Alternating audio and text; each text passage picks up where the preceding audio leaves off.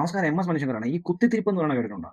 ലഭിച്ചത് ന്റെ സേവാഭാഗമാണ് സേവാഭാരതിയുടെ Cherukavu unit സംഘടിപ്പിച്ചിട്ടുള്ള road ശുചീകരണ പരിപാടിയാണ് മുസ്ലിം ലീഗിന്റെ നേതാവായിട്ടുള്ള ഇ.കെ. സി. അബ്ദുറഹ്മാൻ ഉദ്ഘാടനം ചെയ്തിട്ടുണ്ടായിരുന്നത്. അദ്ദേഹം മുമ്പ് കൊണ്ടോട്ടി മുസ്ലിം ലീഗിന്റെ ജനറൽ സെക്രട്ടറി ആയിരുന്നു. ഈ ബ്ലോക്ക് പഞ്ചായത്ത് പ്രസിഡന്റായ സമയത്താണ് ഈ രണ്ട് ചുമതലകൾ പാടില്ല എന്നതിന്റെ അടിസ്ഥാനത്തിൽ മണ്ഡല ജനറൽ സെക്രട്ടറി സ്ഥാനം രാജിവെച്ച ശേഷം ബ്ലോക്ക് പഞ്ചായത്ത് പ്രസിഡന്റ് ആവുന്നത്. അദ്ദേഹം കഴിഞ്ഞ തവണ മലപ്പുറം ജില്ലാ പഞ്ചായത്ത് അംഗമൊക്കെ ആയിരുന്നു. അതിന്റെ ഭാഗമായിട്ടാണ് കഴിഞ്ഞ ദിവസം നടത്തിയ പരിപാടിയാണ് ഇദ്ദേഹം ഉദ്ഘാടകനായി പങ്കെടുക്കുന്ന ഒരു സാഹചര്യം ഉണ്ടായിട്ടുള്ളത്. രാമനാട്ടുകര ഹൈസ്കൂൾ മുതൽ പുതുക്കോടുള്ള ഭാഗങ്ങളായിരുന്നു സേവാഭാരതി പ്രവർത്തകർ ഈ ശുചീകരണ പരിപാടി നടത്തിയിട്ടുള്ളത്. അതിന് ഉദ്ഘാടകനായിട്ട് അദ്ദേഹം എത്തിയെന്നതാണ് ഒരു രാഷ്ട്രീയ വിവാദമായിരിക്കുന്നത്. കഴിഞ്ഞ ദിവസം മലപ്പുറത്ത് തന്നെ സമാനമായ മറ്റൊരു വിവാദം കൂടി ഉയർന്നിരുന്നു. ബി.ജെ.പി നടത്തിയ തിരങ്ക യാത്രയുടെ ഉദ്ഘാടകനായി ഇടതംഗം വന്നത് സാഹചര്യമൊക്കെ ഉണ്ടായിരുന്നത് വിവാദമായി നിൽക്കുകയാണ്. മറ്റൊരു പരിപാടി മുസ്ലിം ലീഗിന്റെ നേതാവ് ഉദ്ഘാടകനായി രംഗത്ത് സാഹചര്യം ഉണ്ടായിട്ടുള്ളത്.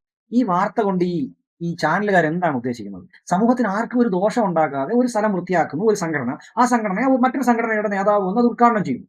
അത് ഇവിടെ രാജ്യദ്രോഹ കുറ്റമല്ലല്ലോ ചെയ്തത്, നാടിന് ദോഷം വരുന്ന ഒരു സംവിധാനം അല്ലല്ലോ ചെയ്തത്. അതിനെന്തിനാ ഇങ്ങനെ ഈ മോശമായ രീതിയിൽ വളച്ചൊടിച്ചുകൊണ്ട് ഇങ്ങനെ കൊണ്ടുപോകുന്നു? അതിന്റെ ആവശ്യമുണ്ടോ? ഈ മനസ്സിലെ ഈ വിഷം എല്ലായിടത്തും കുത്തണം, മനസ്സിലായില്ലേ? ഈ വിഷം ഇങ്ങനെ ചീറ്റിക്കൊണ്ടിരിക്കണം. കാര്യം RSSന്റെ സേവാഭാരതി, മുസ്ലിം ലീഗ്, RSS ഹിന്ദുക്കളാ, മുസ്ലിങ്ങളാ. അപ്പൊ അതിങ്ങനെ പറയുമ്പോൾ അത് കണ്ട് ആസ്വദിക്കാൻ കുറെ വേട്ടാവളിയന്മാർ.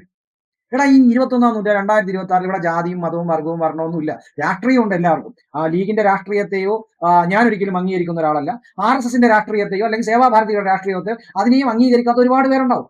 ഈ നാട്ടിലെ സാമൂഹികമായ വിഷയങ്ങളിൽ ഒന്നിച്ചിടപെട്ടുകൊണ്ട് നാടിന്റെ പുരോഗതി, നാടിന്റെ വികസനം എല്ലാം ഉണ്ടാവുന്നത് പൊതുസമൂഹത്തിന് വേണ്ടിയാണ്. അല്ലാതെ ലീഗുകാരന് വേണ്ടി, RSSകാരന് വേണ്ടി, DYFIക്കാരന് വേണ്ടി, കോൺഗ്രസ്സുകാരന് വേണ്ടി, CPMകാരന് വേണ്ടി, BJPക്കാരന് വേണ്ടി അങ്ങനെയല്ല ഒരു നാട്ടിൽ ഒരു തരത്തിലുള്ള വികസനം ഉണ്ടാവുന്നത്. ആ നാട്ടിലെ ജനങ്ങൾക്ക് വേണ്ടിയാണ് എന്ന് മനസ്സിലാക്കാനുള്ള ഒരു സാമാന്യമായ കോമൺ സെൻസ് ഇത്തരത്തിലുള്ള വാർത്തകൾ കൊടുത്ത് കുത്തിത്തിരിപ്പുണ്ടാക്കാൻ ശ്രമിക്കുന്ന ആളുകൾ മനസ്സിലാക്കണം.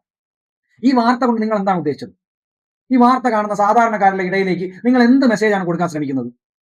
എന്താ BJPക്കാരന്റെ അവിടെ ഒരു കാര്യം നടക്കുമ്പോൾ, ഒരു ചടങ്ങ് നടക്കുമ്പോൾ, അല്ലെങ്കിൽ ഒരു കല്യാണം നടക്കുമ്പോൾ ആ വീട്ടിലേക്ക് ഇനി മുസ്ലിം ലീഗുകാരൻ പോണ്ടെന്നാണോ നിങ്ങൾ പറയുന്നത്? CPMകാരന്റെ വീട്ടിൽ ആരെങ്കിലും മരിച്ചു കഴിഞ്ഞാൽ ആ വീട്ടിലേക്ക് RSSകാരൻ പോണ്ടെന്നാണോ നിങ്ങൾ മാധ്യമങ്ങളിലൂടെ ജനങ്ങളെ അടുത്ത് വരുന്ന ഒരു തലമുറയെ പഠിപ്പിക്കാൻ ശ്രമിക്കുന്നത്? ഇവിടെ ഏകോദര സഹോദരങ്ങളെ പോലെ എല്ലാവരും ഒന്നായി നിന്നുകൊണ്ട് വ്യത്യസ്തമായ രാഷ്ട്രീയ നിലപാടുകൾ കാണും, രാഷ്ട്രീയ അഭിപ്രായ വ്യത്യാസങ്ങൾ കാണും. അതെല്ലാം പ്രകടിപ്പിച്ചുകൊണ്ട് തന്നെ സമൂഹത്തിന് നന്മയുണ്ടാവുന്ന കാര്യങ്ങളിൽ ഒരുമിച്ച് നിൽക്കാൻ, ഒത്തുപോകാനുമുള്ള ഒരു സംവിധാനമല്ലേ ദൃശ്യ മാധ്യമങ്ങൾ ചെയ്യേണ്ടത്?